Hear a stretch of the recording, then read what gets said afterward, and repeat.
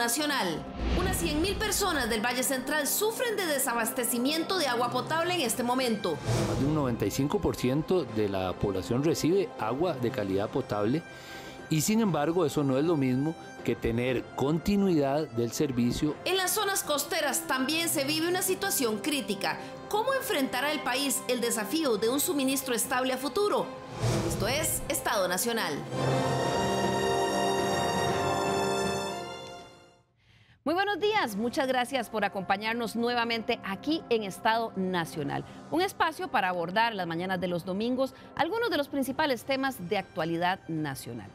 El día de hoy nos ocupa el tema del abastecimiento de agua potable en el país. Y es que se estima que cerca de 100.000 personas van a sufrir esta temporada seca de racionamientos de agua solo aquí en el Valle Central. Y ni hablar de algunas zonas costeras donde la escasez de líquido es la realidad con la que viven miles de familias.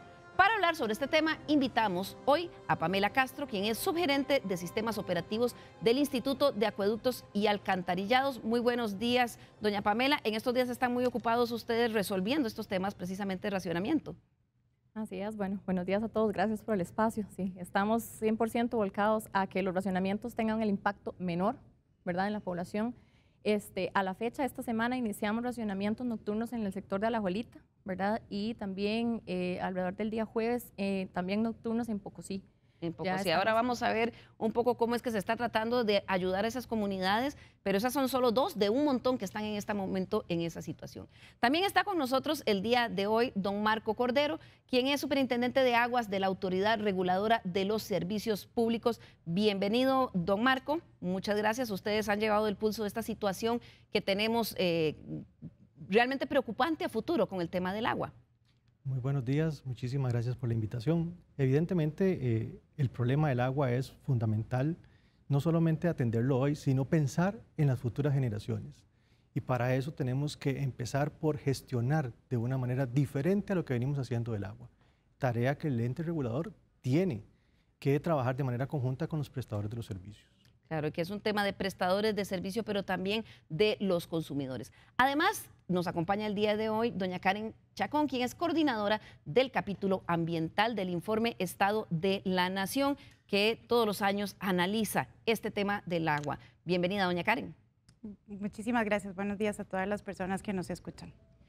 Bueno, para entrar en materia, solo para ilustrar lo que quizás miles de personas que nos están viendo el día de hoy viven día a día en sus casas, veamos cuál es la situación de los vecinos del llano de Alajuelita, quienes llevan años sufriendo con el desabastecimiento de agua en sus casas. Para ellos, la esperanza llegó con el nuevo tanque de la IA, pero esa esperanza fue efímera y se apagó después de que el último fin de semana pasaran casi 48 horas sin el preciado líquido y sufriendo múltiples interrupciones sin previo aviso durante la semana. Veamos. Consumir agua del tubo e incluso tenerla para necesidades básicas pueden ser acciones muy comunes para algunos costarricenses. Sin embargo, no todos los lugares del país tienen este privilegio. La escasez de agua en los hogares del país es un problema que se agravó en los últimos años. Pero no solo se da en el verano. El cambio climático, la mala administración de los recursos y las infraestructuras poco modernas hacen que esa situación se dé durante todo el año. Las obras de ampliación y la rehabilitación del acueducto periurbano del Llano trajo esperanza a los habitantes de este barrio de Alajuelita. Pero se apagó rápidamente, luego de pasar más de 48 horas sin agua el pasado fin de semana y tener múltiples cortes durante la semana. El Instituto Costarricense de Acueductos y Alcantarillados aseguró que se beneficiarían aproximadamente 17.600 personas con el aumento de la distribución del agua potable. Pero los vecinos llevan muchos años acarreando el problema de abastecimiento de agua. Yo tengo 40 años de vivir acá. Y siempre hemos tenido, en el verano, siempre hemos tenido ese problema del faltante de agua. Y con este moderno proyecto que trajeron, pues pensamos que íbamos a estar mejor. Pero bueno, en fin, hay que esperar a ver. Este fin de semana fue ya el caos, como dicen, porque nos dejaron más de 40 horas sin el fluido. Y bueno, nos avisaron muy tarde desde Acueducto de que pues había un problema con sus bombeos. El centro educativo de la zona también sufre la carencia de líquido. Tienen 3 tanques de almacenamiento que les permite estar preparados ante posibles interrupciones. Sin embargo, estos tanques a veces no dan abasto. El AIA envía camiones cisterna a la institución y de esta manera pueden suplir las necesidades básicas de los estudiantes. Eso es un problema no de meses, no de días, sino de años. Es aquí un problema en el llano de siempre, que el agua se va. El día lunes, por ejemplo, aquí no hubo agua, viernes, sábado, domingo. Entonces el lunes estaban vaciando los tanques, llamamos a la cisterna y la cisterna ya a las 11 de la mañana ya estaba aquí, nos llenó los 3 tanques y lo hemos manejado muy bien, no hemos tenido problemas. Tener agua almacenada es la solución para algunos vecinos, pero en muchas ocasiones esa agua es insuficiente para la cantidad de días y horas que duran las interrupciones. Alistar a los niños para ir a la escuela y estar a cargo de adultos mayores se vuelve una tarea muy complicada cuando hay escasez. Ya hemos aprendido porque anteriormente aquí se racionaba agua, siempre, toda una vida. Entonces siempre hay un poquito de agua guardada, pero de ahí últimamente nos vendieron un proyecto que nos iba a beneficiar, que no iban a haber cortes de agua y es lo que hemos tenido desde que se inauguró el proyecto, desde que se está haciendo en realidad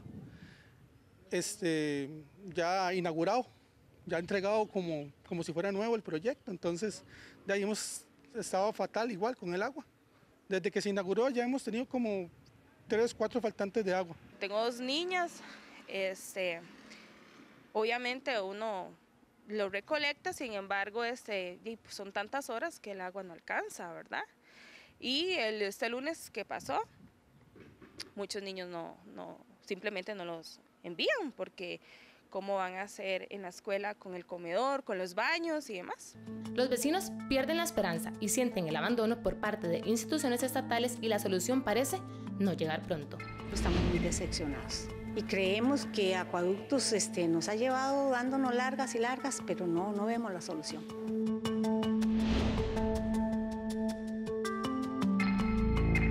En este reporte de nuestra compañera Kaylin Baker pudimos ver esta misma semana una comunidad aquí en la GAM sufriendo estos problemas de racionamiento. Y doña Pamela, lo que más nos sorprende es que es en una comunidad donde el AIA se supone que hizo una inversión en infraestructura y el problema no se resuelve. ¿Qué pasó en ese caso específico?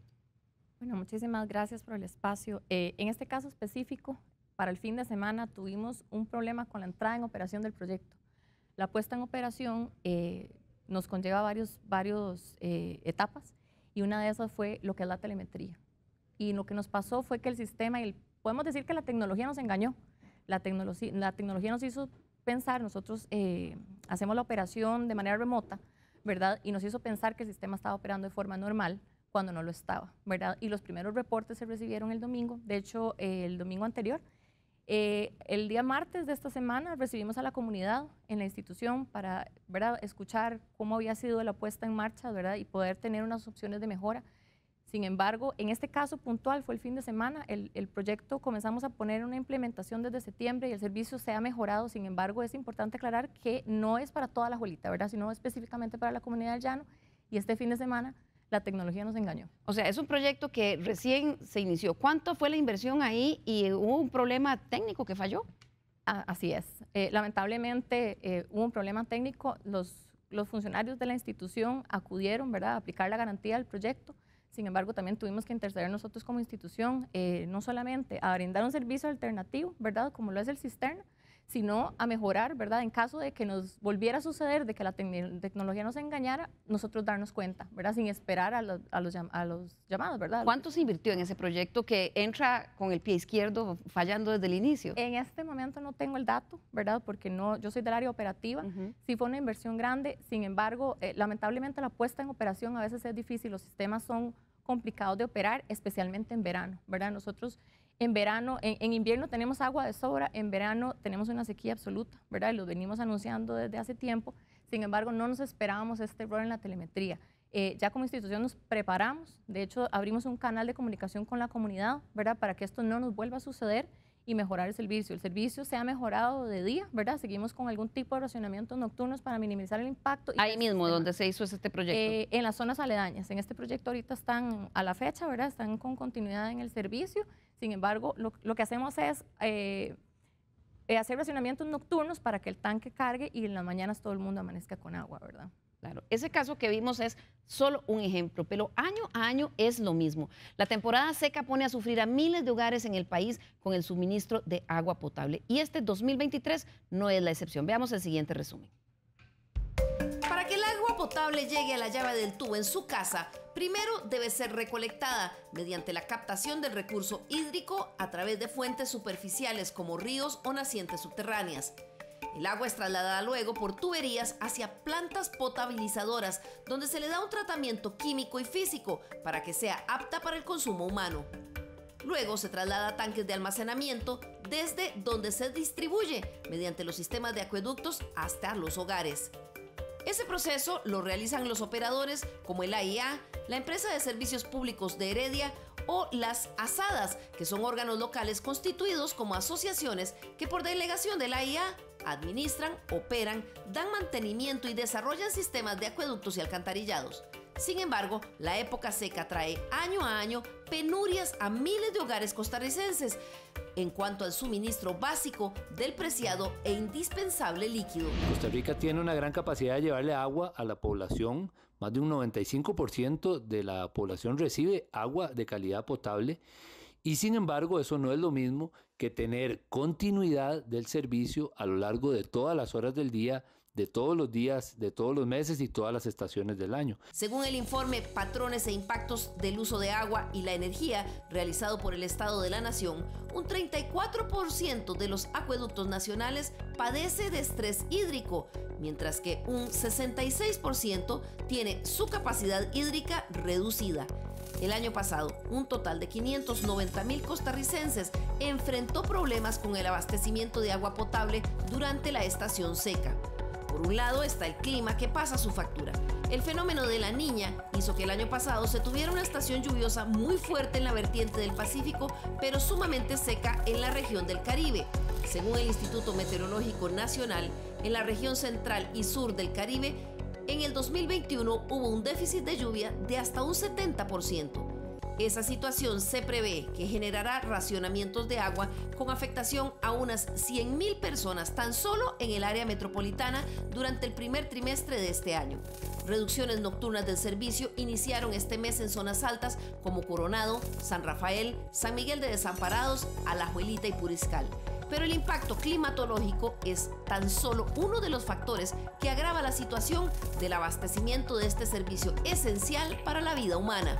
Es el desperdicio. Se han hecho estimaciones en que cerca del 50% del agua que es tratada en las principales fuentes para hacer agua potable no llega a la población. Es decir, Costa Rica tiene en épocas como esta que enfrentar un problema de infraestructura y de disponibilidad para garantizar no solo el acceso al agua, sino la continuidad del servicio que permita, particularmente incluso en momentos en que por las emergencias sanitarias que hemos vivido es clave, el acceso al agua a toda la población y en todo momento.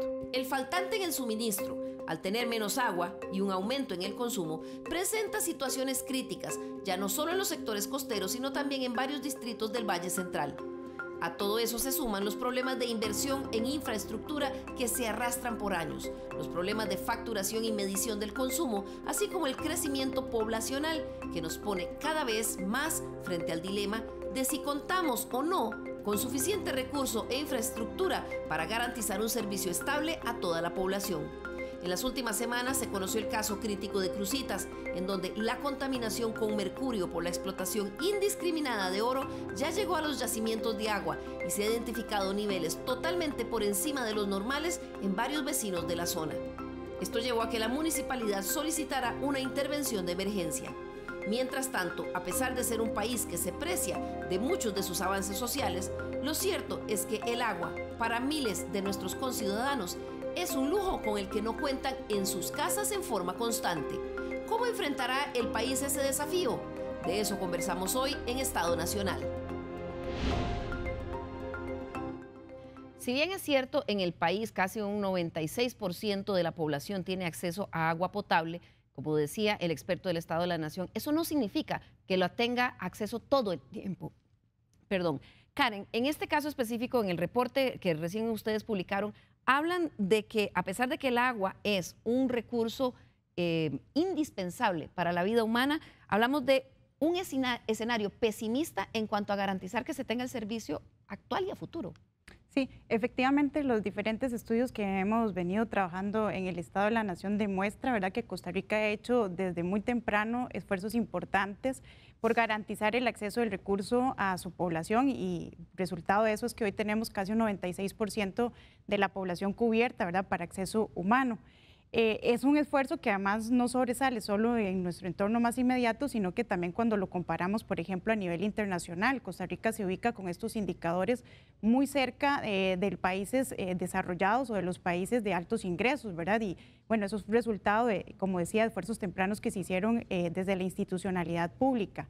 Lo cierto es que si uno desagrega este dato del 95%, que es un promedio, ¿verdad?, lo que se observa o lo que nos damos cuenta es que efectivamente hay todavía brechas o desigualdades importantes en función de aspectos que tienen que ver con lo socioeconómico, con la ubicación geográfica, con el sexo incluso, ¿verdad?, de la jefatura de los hogares. Eso significa que efectivamente, aunque Costa Rica en términos generales ha hecho estos esfuerzos importantes, todavía hay una población en el país, en las zonas rurales, por ejemplo, versus la zona urbana, o los hogares jefeados por mujeres versus también los hogares que tienen una jefatura masculina, incluso entre distritos, ¿verdad? Uno, si hace un análisis, lo que encontramos hace un par de años que habíamos analizado con datos de la IA, es que el distrito que más consume, digamos, o más bien el decil que más consume, tiene un consumo que es 121 veces superior al de menor consumo de agua en el país. Eso significa que todavía hay brechas, ¿verdad? Y que hay brechas importantes que Costa Rica como país tiene que asumir. Y eso es básicamente porque como también país hemos hecho de forma muy eficiente uso de los recursos para ofrecer servicios a la población y también para impulsar las diferentes actividades económicas que se desarrollan. Pero también es cierto que no hemos sido tan eficientes en el impacto, digamos, o en controlar o fiscalizar el impacto que estos distintos usos de los recursos en general y en específico el recurso hídrico generan no solo sobre el ambiente, sino también sobre la población y la salud humana. Y efectivamente lo que observamos, ¿verdad?, es que hay importantes todavía retos que están asociados justamente a temas de la disponibilidad. Siempre hemos dicho, ¿verdad?, que Costa Rica es un país rico en el recurso hídrico, pero lo cierto es que no tenemos un balance actualizado con una información también actualizada que nos permita precisar cuál es la disponibilidad del recurso que tenemos. Y los pocos estudios que sí tienen información para casos puntuales, no podemos hablar para la totalidad del país, demuestran que cada vez más Costa Rica está enfrentando problemas de disponibilidad, como veníamos observando en estas notas. Lo cual genera, Karen, una serie de una presión social, ¿verdad? Porque en el contrato social se asume que las personas van a tener este servicio. Esta comunidad que veíamos del llano de Alajuelita, ¿verdad? Después de tener la expectativa, dicen 40 años con problemas de agua, estamos esperando una gran inversión, llegó la inversión y siguen los problemas, entonces hay un sentimiento de abandono del Estado. Sí, efectivamente, ¿verdad?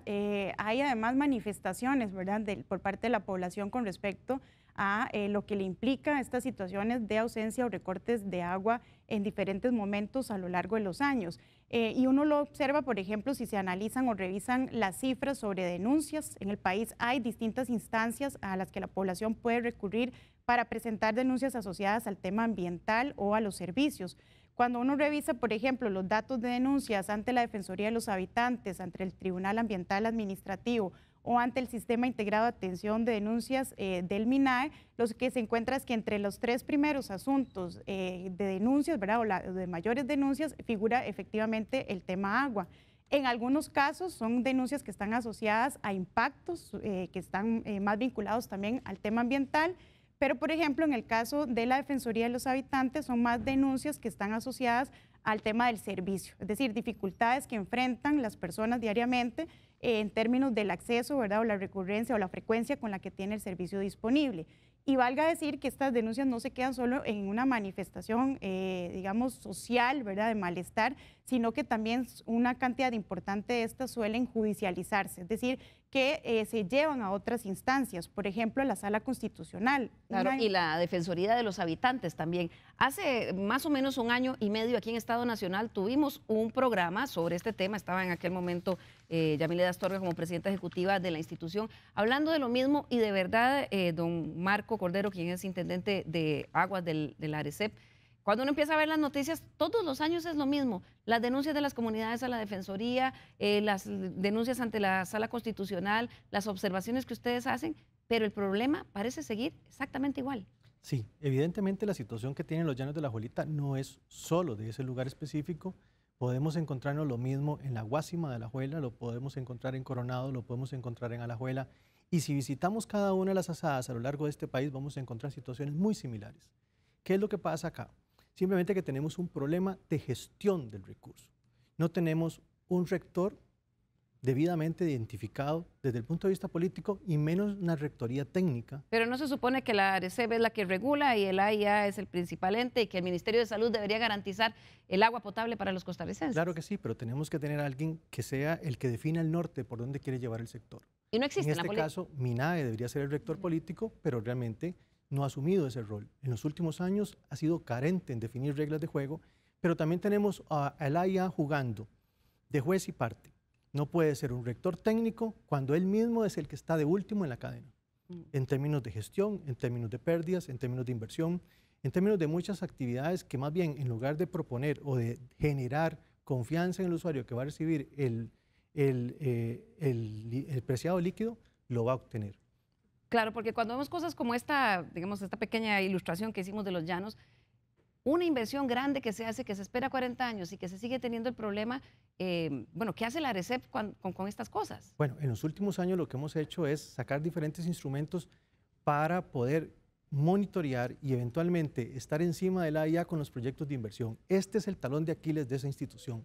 Es una institución que quiere desarrollar proyectos de inversión que le lleva 2, 3, hasta 4 años en diseñarlos. Pero después, para ponerlos en marcha y poder adjudicarlos, lleva 6 años más. Y la implementación conlleva una serie de años adicionales, los cuales no garantiza que el proyecto por sí mismo venga a garantizar o a solucionar el problema, porque llegan 10 años posterior.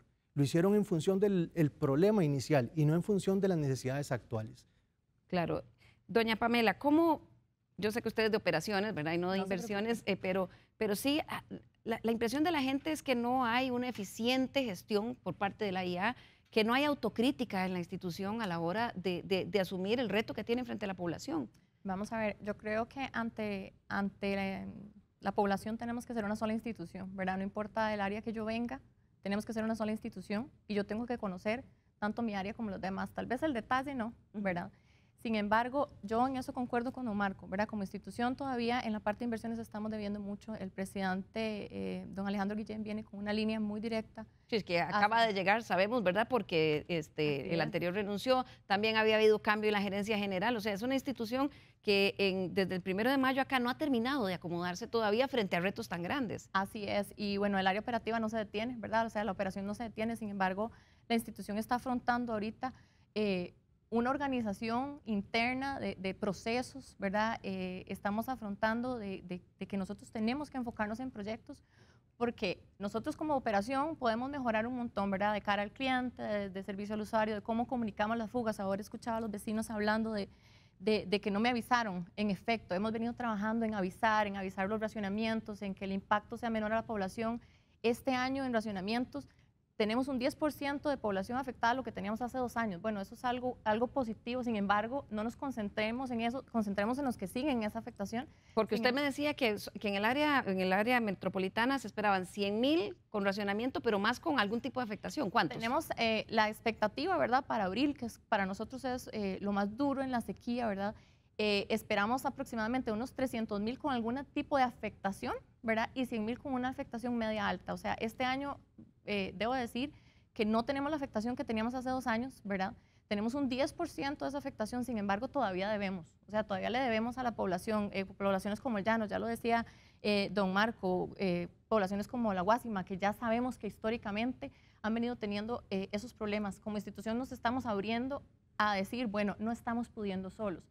¿A qué me refiero eso con no estamos pudiendo solos? Tenemos una SAA a la par, tenemos una municipalidad a la par, por ejemplo en la Guásima, bueno, ayúdenos, ¿verdad? Ayúdenos en sectores que son colindantes entre operadores. Abramos puertas que la EA no había abierto antes, ¿verdad? Busquemos gestión y apoyémonos en otras personas porque sabemos que los proyectos de inversión son la solución, pero no podemos esperar a que esos proyectos entren, ¿verdad? Tenemos que actuar ya. Sin embargo, tiene que haber, don Marco, en 2 direcciones, ¿verdad? Corto plazo y en el largo plazo. Y ahí es donde parece que fallamos, porque alguien dice, bueno, ¿cómo es que falta el agua en un país que llueve tanto? Entonces, tal vez hablemos de las 3 principales causas por las que tenemos problemas de interrupción en el servicio para tantísimos costarricenses. Una de las causas más importantes son las pérdidas de agua. Cerca del 55-60% de porcentaje de pérdida de agua quiere decir que hay una parte de esa agua que se está quedando por las fugas en las calles, en las alcantarillas, o eventualmente no está llegando a los hogares. Y cuando llega a los hogares tenemos que el 80% de los medidores residenciales ya cumplieron su vida útil o eventualmente ya no tienen la capacidad de hacer la lectura correcta. ¿Qué significa eso? Y eso es responsabilidad de acueducto, del prestador del servicio. Sí. Entonces quiere decir que yo puedo estar consumiendo mucho más de lo que realmente el medidor está leyendo, ¿verdad? Ya ahí hay una pérdida de agua que yo no estoy contabilizando como empresa, pero que le traslado a todos los usuarios. Entonces usted, yo y todos los que estamos acá, puede ser que estemos pagando más de lo que deberíamos estar pagando por los consumos que no se están midiendo de manera correcta. Adicionalmente tenemos proyectos que están llegando a destiempo, pero además nunca visualizamos desde el punto de vista estratégico una capacidad que le permitiera al AIA tener un backup en términos de capacidad hídrica para poder atender el crecimiento vegetativo de la población. Estamos prácticamente atendiendo la demanda actual o de hace tantos años atrás. Don Marco, pero voy a retroceder en eso que usted mencionaba. 50% de agua que o se pierde o no se contabiliza. ¿Cuáles son los estándares internacionales? Y no es un escándalo que 300.000, 400.000 personas solo en la GAM tengan problemas de acceso al agua, mientras el 50% no sabemos a dónde se va. Bueno, para que tengamos una idea, países como Colombia tiene un 30% de porcentaje máximo de pérdidas de agua. El mismo AIA reconoce que ese debería ser el porcentaje correcto, porque en el reglamento para las asadas le establece a las asadas como meta tener un 30% de pérdidas de agua. Sin embargo, al interno duplica ese porcentaje. Y eso tiene implicaciones tarifarias severas. Por ejemplo, la tarifa actual es el doble de lo que quería estar pagando el usuario si esas pérdidas las logramos controlar y mitigar con medición inteligente, macromedidores, micromedidores, centros de control, que tengamos un sistema. Hoy tenemos circuitos cerrados a nivel de agua, lo que tenemos son calles, ¿verdad?, donde tiene su propio tanque, tiene su propia captación y tenemos duplicidad de inversiones. Pero lo que don Marco está diciendo es que muchos de ustedes costarricenses allá en sus casas están pagando una tarifa superior por una ineficiencia de las instituciones. Pero ¿por qué no hace nadie nada? Primero, ¿por qué no hace nada la IA? Y primero, porque ustedes, si son el ente rector, no ejercen la autoridad que deberían. Si me lo permiten, vamos a ver, aunado a lo que dice don Marco, es importante entender de dónde vienen esas pérdidas, ¿verdad? Oímos ese 50%, 58 creo que es el número que andaba dando vueltas por ahí, sin embargo, ¿dónde? ¿Verdad? Son pérdidas reales o lo que nosotros conocemos en gestión de pérdidas como pérdidas aparentes. No estoy facturando, ¿verdad? O el agua de verdad se está perdiendo. ¿Qué pasa con la gestión de pérdidas? La gestión de pérdidas se utiliza para que yo pueda desplazar la inversión. Sin embargo, ahorita la IA, ¿verdad?, ya tiene una inversión atrasada. ¿Qué estamos haciendo ahorita como institución? Replanteándonos cómo estamos invirtiendo. Nosotros tenemos que apostarle, como lo dicen los compañeros, a la gestión de pérdidas. ¿Por qué? Porque yo ocupo recuperar el agua ya. Y eso lo hago con medidores. Eso lo hago con macro y micromedición, o sea, medición. Pero nada de eso se está haciendo y en este momento ni siquiera se sabe cuánta de esa agua se va en fugas por acueductos mal mantenidos por el AIA, cuánto se va en fugas que los usuarios no se dan cuenta o cuánto es que no se está midiendo mal. Ok, sí estamos apostando a esa gestión de pérdidas. ¿Verdad? Pero tienen establecido cuánto es, dónde se va esa desperdicio. Sí, tenemos unos balances hídricos, sin embargo, ¿verdad?, que utilizamos a lo interno.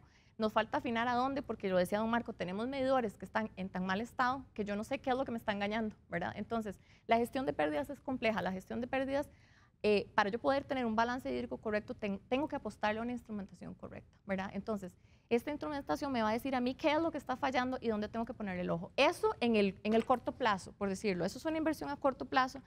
A largo plazo, ya los planes de inversión que todos escuchamos que están atrasados. Entonces, para yo poderle dar tiempo a esa inversión a largo plazo, tengo que apostarle a la gestión de pérdidas.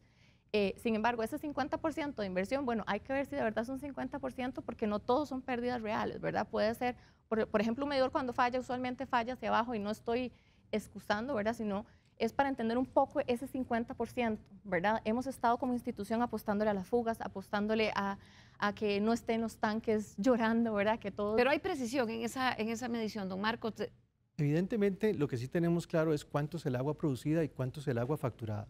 desde el punto de vista del regulador tenemos precisión en cuánto es esa diferencia. La mitad se va. Prácticamente. Se pierde. Ahora, ¿qué hemos hecho como ente regulador? En los últimos 2 años hemos hecho hincapié en medición inteligente.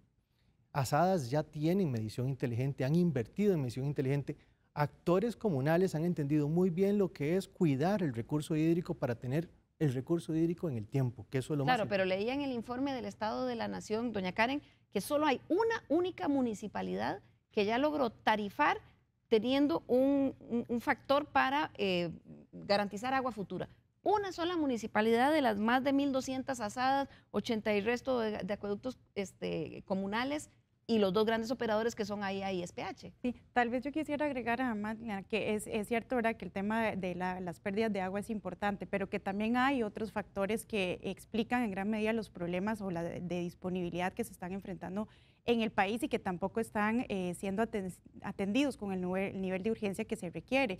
Y uno de estos, por ejemplo, es el tema de la contaminación, ¿verdad? Lo cierto es que cada vez es más frecuente que identifiquemos reportes donde se analizan distintos focos de contaminación por distintas razones, en algunos casos por presencia de sustancias químicas naturales, ¿verdad?, en el recurso, pero que se presentan en cantidades que ya generan problemas para la salud, como el arsénico.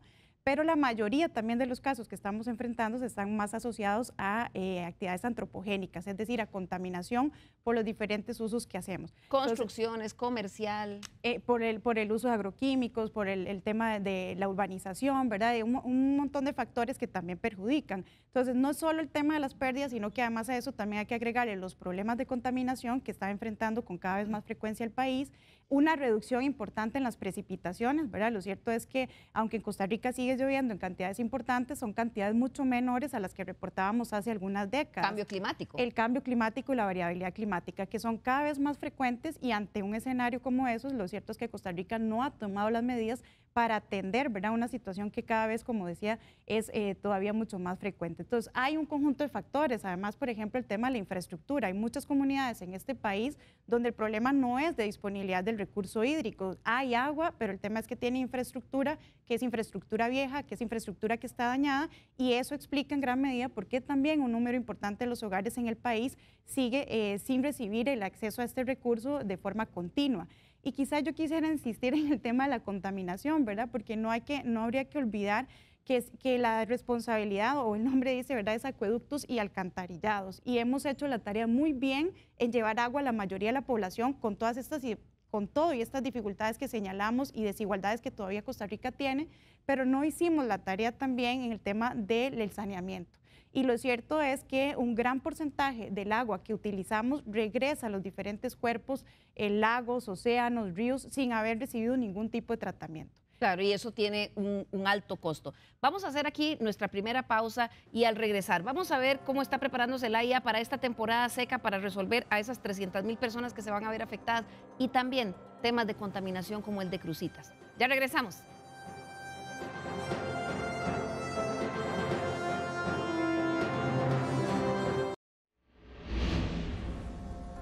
Recuerde nuestro correo l.carranza@teletica.com. Nos interesan mucho sus comentarios, críticas y también sugerencias para temas para conocer aquí en la Mesa de Estado Nacional.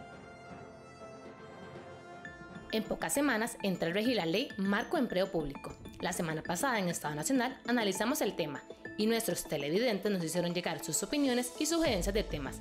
Veamos. Gloria Cárdenas nos dijo: empleo público es sin duda un tema sensible y delicado. Erika Molina expresó: nadie del sector público quiere que le toquen sus jugosos salarios, por eso se oponen al proyecto. Lastimosamente, entre todos ellos se tapan. No les importa el bienestar del país. Mauricio Apú dijo: ¿dónde está el ahorro, ya que los empleados tienen un salario global compensado entre 8 y 10 anualidades?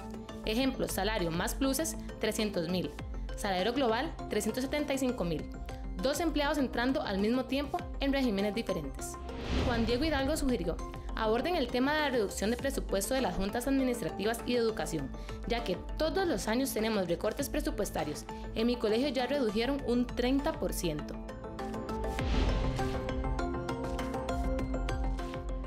A pesar de que en Costa Rica casi un 96% de la población tiene acceso a agua potable, lo cierto es que el panorama es pesimista para garantizar el servicio actual y a futuro.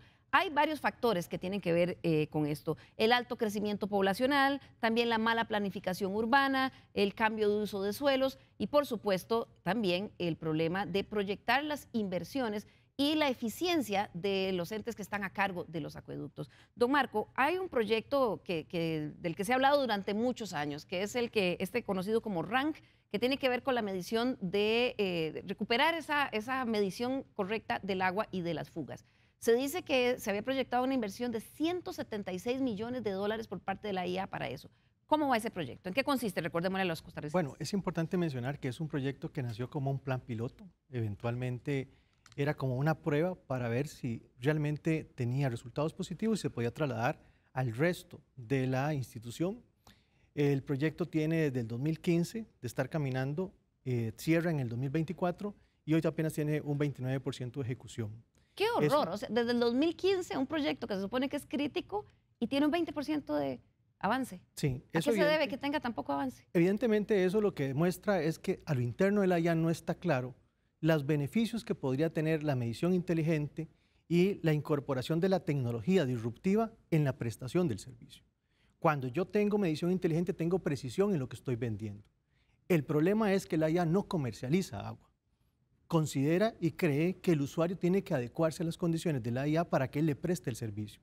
Pero no hay un ente que realmente se encargue de comercializar agua y más bien sea el primero que llega a prestar el servicio porque estamos interrumpiendo procesos de construcción, estamos haciendo más lento el proceso de desarrollo económico del país y estamos pegando todo el proceso productivo. Porque sin agua no podemos avanzar, ni podemos operar lo que está abierto hoy, ni podemos construir nuevos metros cuadrados, ¿verdad?, de comercio, de industria, de residenciales. De eso se ha quejado familias frecuentemente la Cámara de Construcción. Exactamente. Familias con bono de vivienda que no han podido acceder a esa ayuda porque no tienen agua. Eso no puede estar sucediendo en Costa Rica por un problema de gestión, porque es meramente a lo interno de la institución que realmente no está entendiendo cuál es el rol como institución del Estado y realmente cuáles son los objetivos de esa organización de cara a las necesidades de los usuarios por el agua. No entiende la IA ese rol. ¿Qué pasa con ese proyecto que apenas lleva un 20% de avance empezando desde el 2015? Vamos a ver, comparto parcialmente lo que está diciendo don Marco. Creo que hasta ahora la institución está viendo la importancia de la gestión de pérdidas. Y hasta ahora, aunque el proyecto empezó en el 2015. Vamos a ver, el proyecto se conceptualizó como un proyecto y creo que ahí comenzamos con el problema. Y quisiera contarles por qué no hemos ejecutado y qué es lo que está pasando con ese proyecto. Porque la plata sí hay, son 179 millones de dólares de un crédito que está ahí. Exactamente, el crédito está ahí. Por el cual probablemente estamos pagando intereses. Todavía no, porque el proyecto, digamos, no se ha ejecutado, se ha ejecutado un 20%, sin embargo, el tema es que se conceptualizó originalmente como un proyecto con inicio y un proyecto con fin. ¿Qué es el cambio que le estamos dando y por qué se ha detenido? Porque la gestión de pérdidas es una cultura, no puede tener inicio y fin, ¿verdad? Entonces, como institución tuvimos que reinventarnos, tuvimos que apostar diferente, tuvimos que apostarle no solo a la medición inteligente, a la medición remota, a la medición ultrasónica, no importa la tecnología, ¿verdad? Es a la medición correcta, que el usuario se le facture lo correcto y que además yo sepa cuánto estoy produciendo. Pero ¿cuándo va a ver eso el usuario? Porque si apenas han avanzado un 20%, vamos a ver, este proyecto, es importante decir que este proyecto tiene un alcance, digamos, en ciertas ciudades, ¿verdad? Son 7 a nivel periférico y la GAM. Este ejercicio lo estamos reproduciendo a nivel nacional y de hecho de ahí, digamos, viene el rezago, ¿verdad? Sin embargo, este año le pusimos fuerte, ¿verdad? Con temas de contratación, tuvimos ahí unos temas con el cambio de la ley de contratación administrativa. Sin embargo, lo que se quiere y el cambio que se le dio al proyecto es que se vuelva una cultura y que esto sea como una enseñanza para la institución para que nosotros podamos reproducir las enseñanzas, ¿verdad? Pero más que una enseñanza para la institución, lo que deberían de estar buscando es el bienestar de los consumidores. ¿Cuán satisfecho está el ente regulador de la ejecución de este proyecto? Totalmente en contra. Hemos tenido que sacar instrumentos y prácticamente casi que obligar a la IA a que no se le va a reconocer un colo más en medición convencional. O sea, es la única forma que hemos tenido para poder decirle a la IA, a partir de ahora, si usted no entra en medición inteligente, no se le va a reconocer un costo adicional. Medición convencional es que vayan los señores a hacer lectura del medidor. El medidor que tenemos todos en la casa en estos momentos. Esa cajita que tenemos que medidor, que tiene una carcasa metálica, eso va a cambiar. Y vamos a pasar a un medidor que transmite la información que le permite al usuario saber cuánto está consumiendo, pero además esa información cae a un panel de control y ese panel de control me permite tener una medición más certera de qué está consumiendo. Pero si ese proyecto, esos 179 millones de dólares que existían para eso, se vencen o tendría que haber terminado en el próximo año, ¿usted cree que va a terminar y va a haber sanciones por no haberlo hecho? ¿O qué va a pasar con eso? Bueno, lo primero que hay que tener claro es que el ente regulador no puede reconocer en tarifas algo que no es útil y utilizable. Si eso termina venciendo, no cumple los objetivos planteados y no se logra lo que realmente dio inicio, pues evidentemente no sería reconocido vía tarifa. Claro. Este es un problema de gestión y de inversiones, además de lo que hablábamos de un crecimiento poblacional y un tema de cambio de usos de suelos y contaminación. Pero lo otro es contaminación y ya empezamos a ver casos graves. Hace 2 semanas la Municipalidad de San Carlos levantó el grito al cielo ante la evidencia de contaminación con mercurio en el agua. Su presencia se ha evidenciado en cantidades superiores a las permitidas en los seres humanos.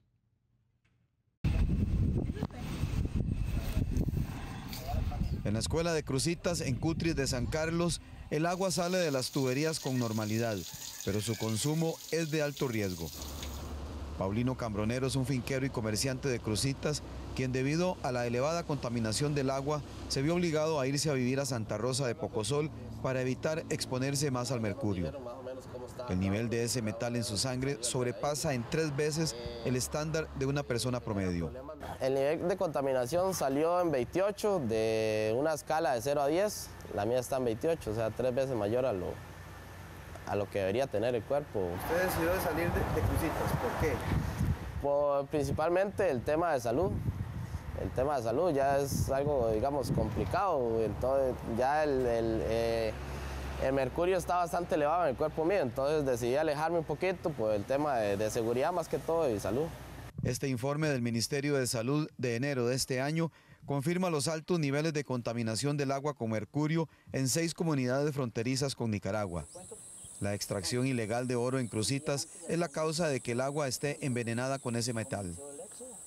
Es por eso que el Consejo Municipal de San Carlos acordó el martes de esta semana solicitar al gobierno un decreto de estado de emergencia para las comunidades que corren más riesgo y así tener el dinero para construir un acueducto que lleve a los habitantes agua potable. Ya es hora de que pasemos de ir a Cruzitas a tomarnos la foto a meter mano a la solución de este problema y no solo al problema de explotación ilegal de oro como un todo, sino darle una solución de consumo de agua potable a unos habitantes que tienen los mismos derechos que tenemos usted y que yo, de tener un ambiente saludable y de poder gozar de agua para el consumo humano. El Ministerio de Salud giró 13 órdenes sanitarias al AIA y a los administradores de los acueductos de las comunidades en riesgo. Ellas son El Roble, Chamorro, Llano Verde, Jocote, Cruzitas y Chorreras. El mercurio es un metal que al final se ha utilizado en toda esta parte de la extracción de oro ilegal que se está haciendo en la comunidad de Cruzitas y el poder consumir por los niveles que tienen de mercurio que están sobrepasando lo establecido por la ley de aguas podría generar problemas renales, problemas neurológicos, por lo cual sí es una situación muy riesgosa para la gente de la comunidad. Es realmente preocupante que tengamos que normalizar que un ciudadano costarricense diga que se pasó de vivir a otro lugar porque tiene 3 veces en el cuerpo la cantidad de mercurio que es permitido. Y bueno, tras el clamor expresado por la comunidad la semana pasada, el miércoles de esta semana el gobierno declaró por fin estado de emergencia ante la contaminación con mercurio en Cruzitas. Una declaratoria de emergencia para la gente de Cruzitas que nos va a permitir utilizar los recursos del Fondo de Emergencia de la CNE. La declaratoria de emergencia permite agilizar los procesos de respuesta que estamos teniendo y también le permite a diferentes instituciones como Acueductos y Alcantarillados, como al Ministerio de Salud, como al gobierno local presentar planes de acción para que de una manera expedita y utilizando los fondos del Fondo Nacional de Emergencias puedan hacerse las obras necesarias para que todas estas familias puedan ya tener una respuesta definitiva en cuanto a la asistencia del agua potable. Bien, y la declaratoria de emergencia lo que permite es acceso rápido a recursos mediante la Comisión Nacional de Emergencia. Sin embargo, la contaminación del agua no es algo que se va a solucionar en forma rápida. Ni de momento, las autoridades aseguran que están considerando alguna otra opción para garantizar el suministro de agua potable a las comunidades. Preliminarmente se identificó como una posibilidad que la ASADA de Pocosí, que con un proyecto ramal de agua potable, pues la ASADA tiene dos puntos cercanos, Moravia y el Concho, que ellos asuman el suministro de agua en la zona, por lo que se está evaluando la capacidad hídrica e hidráulica para determinar las mejoras que se deben realizar a fin de dotar de agua a la población. Karen, esto que vemos es realmente un claro ejemplo de una situación extrema. Ciudadanos que levantaron la mano para decir estamos contaminados con mercurio y no es algo que se vaya a solucionar pronto.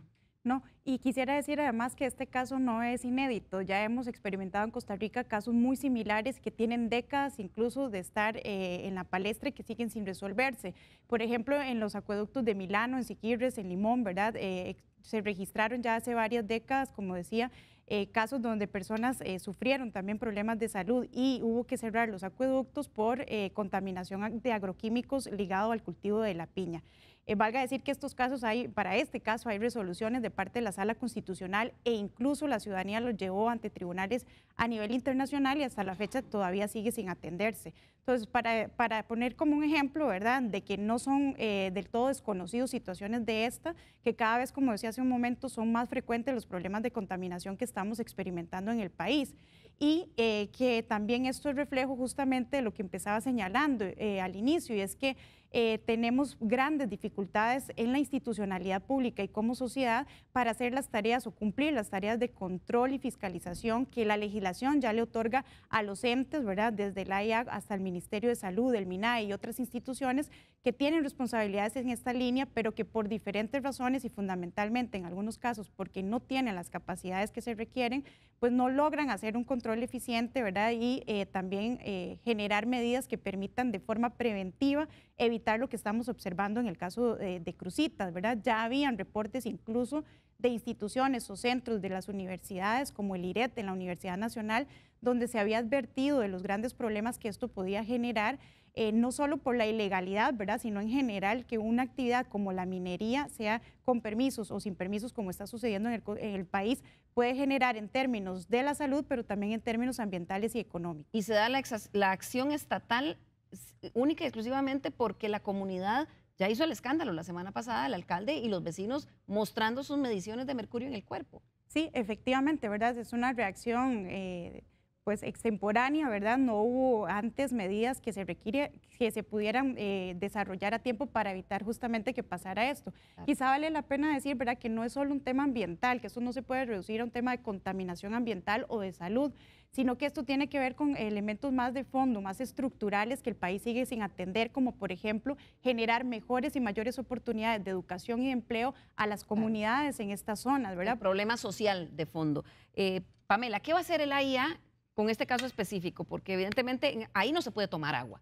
Decían que no pueden llegar cisternas porque en los caminos no entran las cisternas. ¿Cuál es el plan ahora mientras salen los recursos de la Comisión Nacional de Emergencia? Ok, vamos a ver, aquí vamos a ver a la IA en un tema de rectoría, ¿verdad? ¿Qué hacemos nosotros mediante la rectoría? Asumir lo que otras personas no pueden, otras instituciones. Nos toca dar la cara. ¿Qué estamos haciendo? Bueno, esta semana no solo apoyamos con cisternas institucionales que se llevan por medio, por ejemplo, de vagonetas, sino nos apoyamos también con la Comisión Nacional de Emergencias, que nos ayudó a dar cubetas y baldes también con agua. O sea, estamos usando una distribución alternativa, ¿verdad? Claro, pero eso no es sostenible. Agua con cubetas en Cruzitas, me imagino que no. Escuché el puentear algún acueducto de otra parte. Vamos a ver, ahí cerca está la ASADA de Santa Rosa de Pocosol, ¿verdad? Que ellos están como a una distancia de unos 15 kilómetros y habría que hacer la mejora, ¿verdad? Unos 15 kilómetros para poder apoyar la comunidad. Los temas de mercurio, muchos se tratan con dilución de agua, ¿verdad? Si no, es la forma en que se hace, ¿verdad? Cuando son metales, ya son contaminaciones naturales, ¿verdad? Los agroquímicos no se pueden tratar así. Entonces, sería expandir ese sistema, ¿verdad? Unos 15 kilómetros desde Santa Rosa de Pocosol y apoyar al sistema que actualmente tiene en Cruzitas. La RECEP, don Marco, ¿qué hace con esto gravísimo? O sea, personas con mercurio en el cuerpo que probablemente están ya desarrollando enfermedades renales de todo tipo. Además de este decreto de emergencia para acceder a recursos de la Comisión Nacional de Emergencias, ¿cómo lo está viendo la autoridad reguladora? Bueno, esto no es nuevo. Nosotros ya se lo habíamos indicado a la AIA, los problemas que tenía dicha comunidad y otras comunidades, porque no es solamente esta la única que tiene mercurio, porque también tenemos en la zona norte la contaminación por bromacil, Río Cuarto, Venecia y zonas aledañas, la Isabela, la Tabla, etcétera, etcétera, que tienen muchos años de estar sufriendo problemas de bromacil y al día de hoy no hay una solución. Parece ser que la solución es tirarse a la calle o eventualmente tomar medidas muy drásticas para que los escuchen. ¿Verdad? O en la zona de Tarrazú, 2 acueductos contaminados por aluminio y tienen más de 10 años de conocimiento de la AIA y no ha podido resolver el problema. Pero no pasa nada, sigue sin pasar nada. Agregarle a lo que decía don Marco, ¿verdad? Que además el bromacil es una sustancia que está prohibida ya desde hace varios años en Costa Rica y que está asociada a algunos cultivos como la piña, ¿verdad? Y que además ahí también hay preocupaciones importantes porque lo cierto es que la legislación, por ejemplo, no le da la potestad a ciertas instituciones como la AIA para ingresar a algunas propiedades. Entonces, estos casos son apenas una muestra de lo que suponemos está pasando de forma extendida en Costa Rica, pero lo cierto es que no tenemos la información suficiente para verificar si son casos extendidos. Suponemos, ¿verdad?, por diferentes indicadores o asumimos, ¿verdad?, que efectivamente hay otros casos donde esto se está registrando, porque valga decir además que los análisis que hace el AIA para medir el tema del agua potable apenas cubren el nivel 1 y 2 que se establece en el reglamento, ¿verdad? Pero que hay otros tipos de mediciones que no se realizan con tanta frecuencia en el país y que entonces no se está identificando si efectivamente en esos casos hay presencia de otro tipo de químicos, por ejemplo, de sustancias emergentes que no analizamos y que no sabemos con claridad qué efectos generan sobre el ambiente y sobre la salud de las personas. Claro. Así es, en efecto, perdón, ¿sí? Nada más para agregar, es importante, los análisis que estaba diciendo no se realizan con periodicidad, ¿verdad? Porque así lo pide el reglamento. Sin embargo, en una manera proactiva, el Laboratorio Nacional de Aguas, por ejemplo, cuando surgió todo el tema del arsénico, fue por una sospecha del Laboratorio Nacional de Aguas. ¿Pero qué pasó con esto de Cruzitas? Porque si hace tanto tiempo se están diciendo, sí, este decreto de emergencia se da única y exclusivamente porque la municipalidad hizo el escándalo la semana pasada. Es que los niveles de mercurio se disparan, ¿verdad? O sea, lo que pasa, por decirlo así, debajo del suelo es muy dinámico. Y nosotros cada vez que tiembla, por decirlo de alguna manera, nos asustamos. Bueno, a mí me da miedo los temblores de por sí, pero nos asustamos porque eso nos cambia la geología y nos cambia la calidad del agua, ¿verdad? Entonces, ¿qué pasó en esta vez? Se disparan los niveles. Pero eso no es nada nuevo, don Marco. No, en Cruzitas hay explotación ilegal a vista y paciencia de las autoridades. Le voy a contar qué es lo que pasa acá. Que estamos hablando de que son comités de agua o eventualmente son prestadores que para la AIA son ilegales porque no han firmado un convenio de delegación, pero son usuarios, siguen siendo personas. Solo que para la AIA, como no tienen un sello por parte de la gerencia o por parte de la presidencia, no me toca a mí. Entonces no me toca a mí, le da la espalda. Y ese es el gran problema que hemos tenido. El laboratorio tampoco visita esos acueductos. Marcos, sí, Nosotros hemos hecho las visitas y todos los acueductos que son ilegales, no hay ningún dato por parte del laboratorio que nos pueda decir cuál es la calidad de agua. ¿Ustedes están visitando prestadores ilegales? Nosotros visitamos prestadores delegados. No, ilegales, como dice don Marco. Ilegales cuando entramos en un tema de rectoría, por temas de rectoría, nosotros tenemos que ir a los operadores ilegales a verificar. Don Marco dice que no. Sin embargo, nosotros, digamos, en este sombrero que nosotros tenemos de rectoría, aparecen operadores ilegales casi que diariamente, ¿verdad? Hay muchos pozos que se han perforado de manera ilegal, tenemos casos de casos, ¿verdad? Sin embargo, es un problema país que venimos trabajando a nivel interinstitucional. Claro, pero ese interinstitucional, la verdad que esta semana se dio por el escándalo que hicieron con toda razón los vecinos de San Carlos, porque normalizar que un ciudadano, un coterráneo, salga a decir, me cambié porque tengo 3 veces el nivel de estos químicos de mercurio en mi cuerpo, es una cosa que no deberíamos permitir como costarricenses, y uno supone que las autoridades ahora que han decretado estado de emergencia, realmente haya un plan, porque de momento lo que sabemos es que va a haber acceso a recursos, pero no sabemos cuál es el plan y vamos a darle seguimiento. Se nos acaba el tiempo, voy a pedirle a nuestros invitados del día de hoy que en un minuto nos den una reflexión final. Comienzo con usted, Karen Chacón, coordinadora del capítulo ambiental del programa Estado de la Nación. Gracias.